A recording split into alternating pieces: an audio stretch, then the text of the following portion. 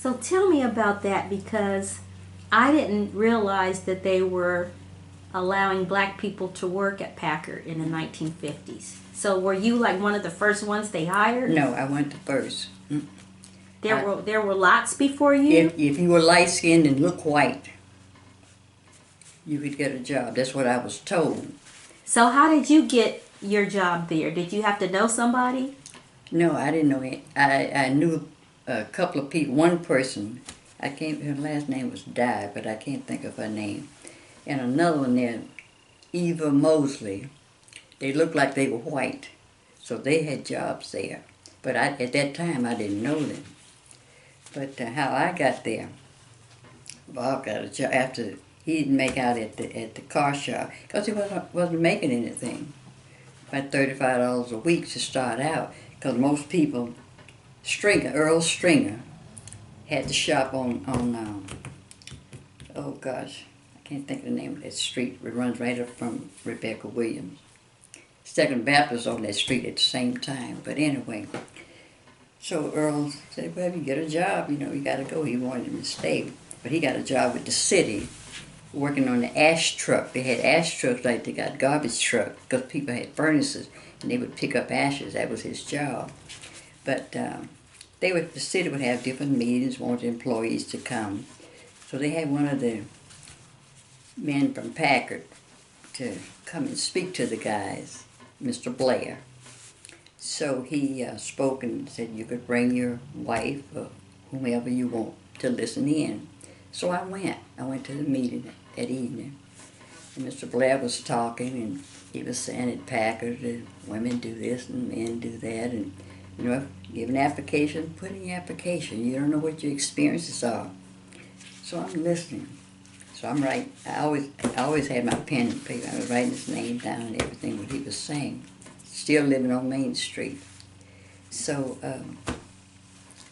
I got home. I said, I thought about it. I said, I'm going to get me a job at Packard. I'm putting in my application. Put in my application, and finally I did get called.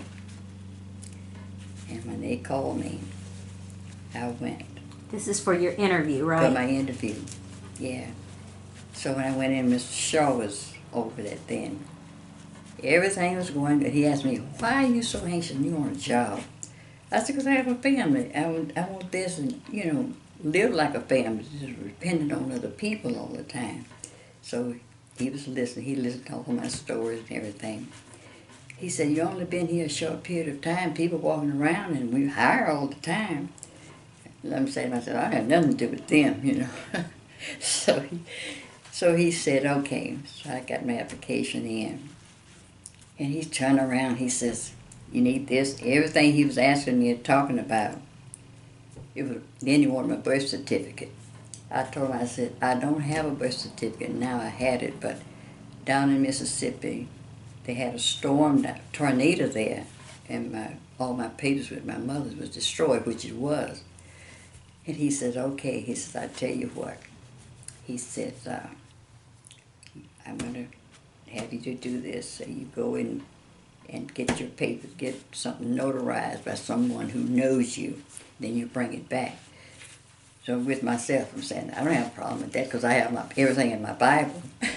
And I told him, I said, well, I have my Bible. He said, well, we can't accept the Bible. I said, you can't accept the Bible? So I left it at that. So in the meantime, I came back, and nobody that lived around here knew me, but Bob's aunt was visiting here.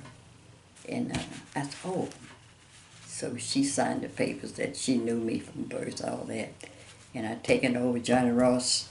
He signed it, and I'd taken it back, and I got on. But it was only one other blacks in that department. You could just spot the blacks here and there, yeah. So I was there until such time when I went into the business, Well,